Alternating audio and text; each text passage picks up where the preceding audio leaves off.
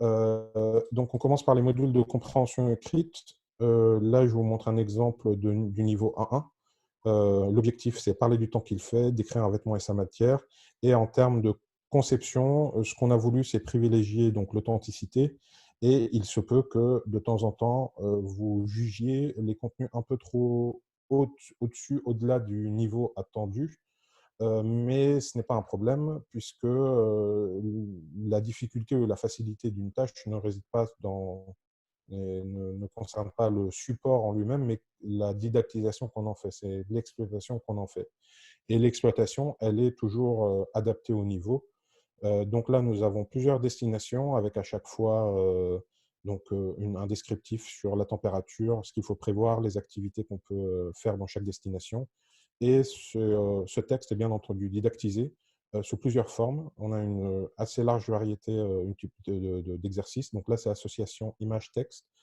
Et ce qu'on attend de l'apprenant, ce n'est pas qu'il comprenne de A à Z, mais qu'il puisse, en fonction de sa capacité à repérer l'information, à retrouver l'essentiel, donc répondre aux questions qui sont adaptées à son niveau. Donc là, il faut uniquement faire correspondre les images avec le texte. L'apprenant valide, vous savez comment ça fonctionne, il a les bonnes réponses et il passe à la suite. Là, on lui fait écouter des ambiances sonores ou des musiques et qu'il faut qu'il fasse correspondre aussi avec chaque destination. C'était Est-ce que pour vous tu peux dire que... dézoomer un petit peu, Najib, ton écran, s'il te plaît? Ouais, ça va mieux comme ça. Ouais. N'hésitez pas à demander à vos apprenants, de le faire. Il y a certaines activités pour lesquelles ça. Et donc là, c'était pour vous montrer donc l'intérêt par rapport pour la compréhension écrite. Là, on va parler un peu d'usage. Pour résumer, nous, notre principe pédagogique, c'est souci d'authenticité. Donc, on n'évite pas les tournures qui nous paraissent trop difficiles ou si elles sont probables. Si c'est ce à quoi est confronté l'apprenant dans la vie de tous les jours, on les met quand même. En revanche, on facilite la didactisation. Ça, c'est le premier point. Le second, on ne demande pas une compréhension détaillée avec des questions très précises, des questions pièges, on ne fait pas ça. On entraîne les apprenants à retrouver l'essentiel, à repérer l'essentiel dans un texte.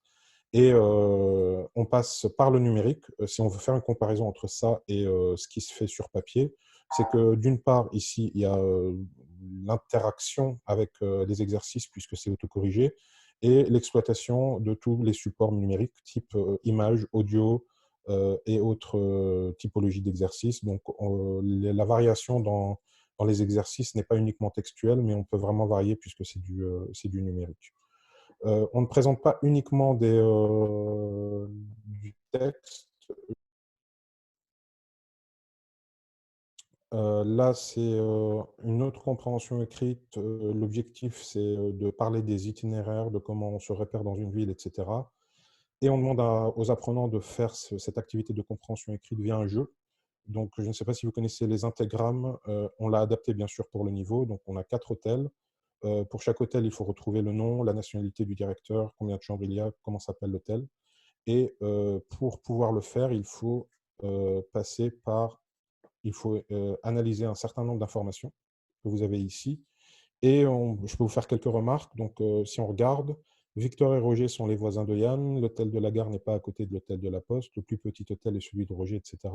Ce que vous pouvez remarquer, c'est que linguistiquement, c'est accessible pour du A1, mais que ce n'est pas cognitivement, il faut quand même s'impliquer un peu, travailler 10 ou 15 minutes pour pouvoir répondre, pour résoudre l'énigme.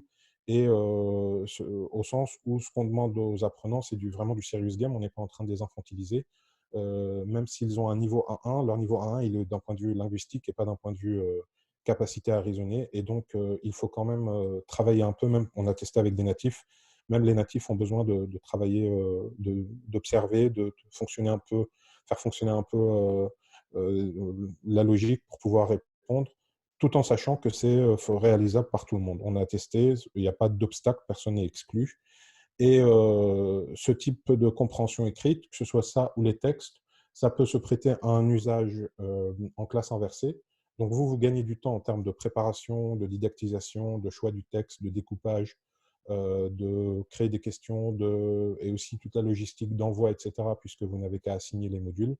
Et vous avez aussi les corrections automatiques avec regard sur qui a fait que quoi que les bonnes réponses ou les mauvaises réponses qui ont été apportées.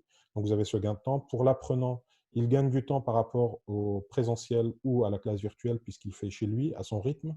Et quand vous êtes avec eux, vous pouvez consacrer votre temps à faire de l'expression ou corriger les lacunes ou faire autre chose que de la compréhension écrite où on n'a pas véritablement de valeur ajoutée. Et ça peut se prêter aussi à un troisième usage, donc avant, pendant, mais aussi après, en renforcement, au sens où vous pouvez faire votre cours comme d'habitude et assigner ces devoirs de compréhension écrite après la classe en renforcement. Le simple fait d'augmenter le temps d'exposition de l'apprenant à la langue va lui permettre de monter en compétence et puisque l'apprentissage ne se fait pas uniquement en classe, il va pouvoir faire ça, il va pouvoir s'améliorer en faisant ça. Et si vous le faites en présentiel, ce type d'activité, notamment quand c'est des jeux, celui-là, on l'a testé en présentiel, ça se prête bien à des activités en binôme ou en groupe. On peut leur demander de travailler ensemble pour fournir les bonnes réponses ou en discuter ensemble, etc. Ça, c'est pour les compréhensions écrites. Est-ce que vous avez des questions?